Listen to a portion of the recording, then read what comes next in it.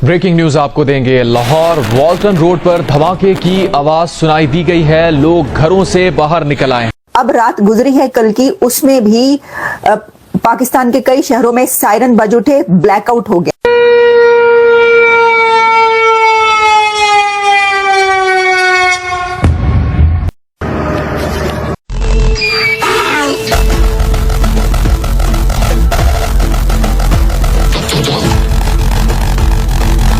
लोग अपना तफरी में भागने लगे और पुलिस सूत्रों के मुताबिक ड्रोन विस्फोट की खबर है। पाकिस्तानी चैनल पर भी यह खबर छाई रही। लाहौर में एयरपोर्ट के पास में विस्फोट हुआ, ये ड्रोन विस्फोट था। सूत्रों के मुताबिक वॉल्टन एयरपोर्ट पर यह विस्फोट हुआ, उसके बाद धुएं का गुबार वहां पर उठा, लोग इधर उधर भागते दिखाई दिया। लाहौर से एक बड़ी खबर आते हुए दिखाई दे रही है। हुआ कुछ ऐसा है कि लाहौर के अंदर अचानक से एक ब्लास्ट हुआ, लोग बाहर आए।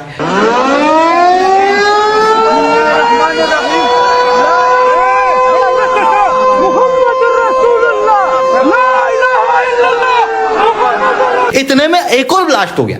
अच्छा बात नहीं है। तो वो तो शादियाने बजा रहे हैं, जो ऑपरेशन सिंदूर जिसका उन्होंने नाम दिया था इसको।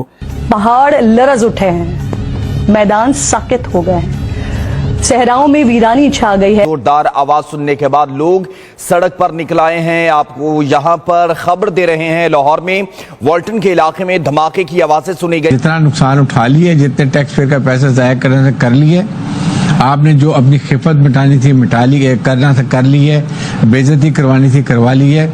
आप मेरे ख्याल में चुप करके बिल में जाके बैठ जाएं। फिर अगर आज 20 लोग शहीद हुए, पता लगेगा साल बाद आपके 20,000 भी मारेंगे वो इंडियंस।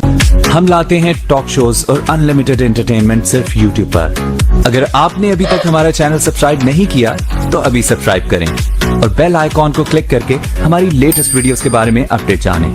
धमाके के बाद लाहौर के लोग अपने घरों से बाहर निकले और इधर उधर फिर वो भागने लगे। एक तरह से खौफ का माहौल, दहशत का माहौल था लाहौर में। सायरन की आवाजें वहां पर सुनाई दी, सड़कों पर लोग आ गए, कुछ लोग अपने वाहनों में निकल गए, कुछ लोग घरों से बाहर निकले और सड़कों पर खड़े हो गए देखने के लिए कि हुआ क्या। कुछ लोग इधर उधर भागते हुए, अफरा तफरी का माहौल एयरपोर्ट से लेकर सड़कों तक देखने को मिला।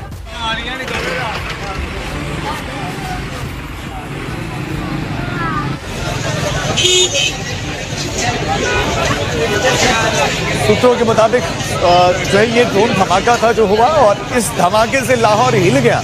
5 से 6 फीट का ये ड्रोन गिराया गया। सूत्रों के मुताबिक धमाका इतना जोरदार था कि इलाके में दहशत सी फैल गई। अब उसकी कुछ तस्वीरें हम आपको दिखा भी रहे हैं। कल रात इंडिया ने पाकिस्तान के ऊपर 24 मिसाइल हमले किए और हैरानगी की बात यह है कि तकरीबन सारे मिसाइल अपने टारगेट के ऊपर जाके लगे। इंडिया ने जो टारगेट सेट किया हुआ था, इंडिया ने वो टारगेट अचीव किया।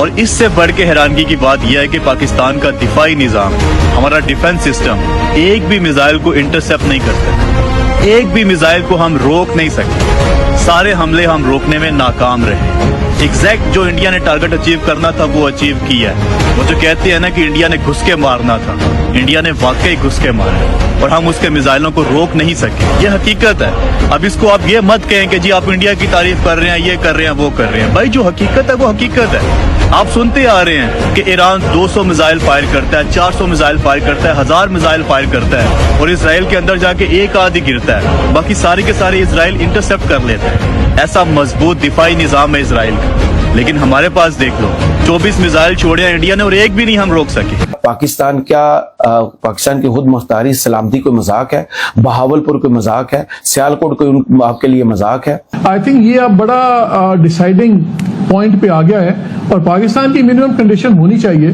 कि ठीक है दोनों चीजें स्केल डाउन करते हैं। हाँ। उसकी बेसिक शर्त ये है कि ये जो पानी वाला इशू है इसको पहले आप दोबारा ट्रैक पे लाएं, इसके बाद फिर बंदूकें भी वापस और गोलियां भी वापस, वरना तब तक आई डोंट थिंक अगर ये ना हुआ।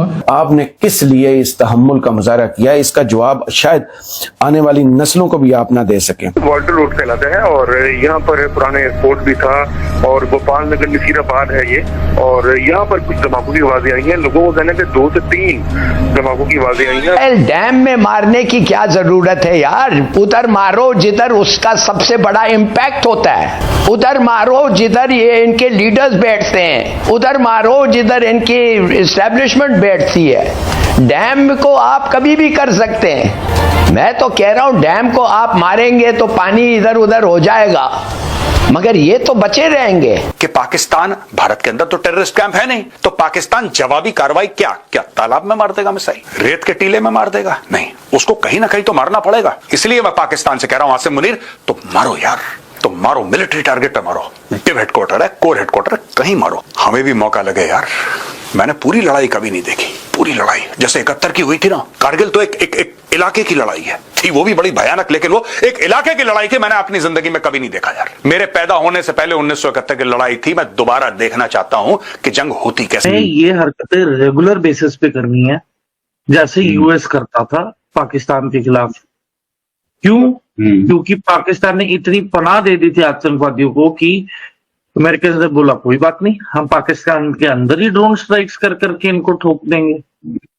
तो प्रोटेस्ट शुरू हो गए थे पाकिस्तानी गवर्नमेंट के खिलाफ। अमेरिकन एम्बेसी में प्रोटेस्ट हो रहे थे कि आप छोड़ के जाएं पाकिस्तान, ये एक माहौल बन गया था। तो अब रात गुजरी है कल की, उसमें भी पाकिस्तान के कई शहरों में सायरन बज उठे, ब्लैकआउट हो गया, ब्लैकआउट कर दिया गया, सायरन बजते रहे। और इसके अंदर जो शहरी थे वो फिर सड़कों पर ये जो मिसाइल और ड्रोन चल रहे थे उनकी तरफ भागते हुए, उनको देखते हुए भी नजर आ रहे हैं। लाहौर और सियालकोट के फजाई रूट्स को जो है वो बंद कर दिया गया परवाजों के लिए, जिसमें ये कहा गया है कि लाहौर और सियालकोट के ऊपर जितने भी ये रूट्स हैं उसमें कोई फ्लाइट अब नहीं आ जा सकेगी। पाकिस्तान और इंडिया के दरमियान जो इस वक्त हालात हैं उसके पेश नजर दोपहर 12 बजे तक ये फजाई रूट्स, ये एयर रूट्स बंद रहेंगे। और इसमें यह है कि जो लाहौर फ्लाइट इंफॉर्मेशन रीजन में 7 एयर रूट्स हैं, कमर्शियल जो फ्लाइट्स जाती हैं जिनके लिए, वो बंद किए गए हैं। सियालकोट एयरपोर्ट पर कमर्शियल फ्लाइट्स की लैंडिंग और टेक ऑफ भी दोपहर 12 बजे तक बंद कर दिया गया है। उन्होंने क्या कहा एक इंटरव्यू में, उन्होंने कहा कि हाँ आतिशबाजी होने के चांसेस हैं, आज की रात भी आतिशबाजी होने के चांसेस है। तो इसका मतलब है कि उनको पहले से ही पता था कि ये होना है। आपने किस लिए इस तहम्मुल का मुजाहरा किया, इसका जवाब शायद आने वाली नस्लों को भी आप ना दे सके। इसके लिए इसके आगे वो कह रहे हैं कि जो कहते थे कि पाकिस्तान और भारत के दरमियान जो है रिवायती जंग से भारत से हम पीछे हैं, कल उनके होश ठिकाने आ गए। पाकिस्तान रिवायती जंग में भारत से आगे और एक एटमी ताकत है।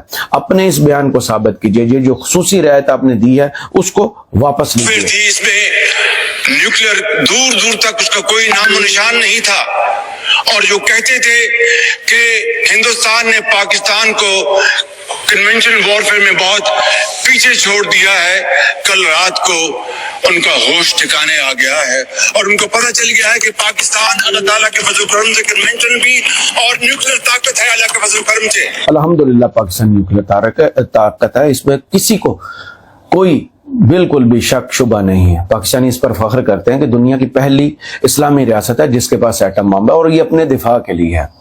लेकिन जब कल ये मिसाइल दागे गए, जब बहावलपुर पे ये मिसाइल लग रहे थे, जब सियालकोट पर ये मिसाइल गिरे थे, जब मुरीदके में ये मिसाइल गिरे थे, तो फिर भारत के हम क्यों नहीं सुन रहे कि दिल्ली के करीब, हम क्यों नहीं सुन रहे मुंबई के करीब, हम क्यों नहीं सुन पा रहे कि पटना या पूना के करीब ये मिसाइल पाकिस्तानी गिरे।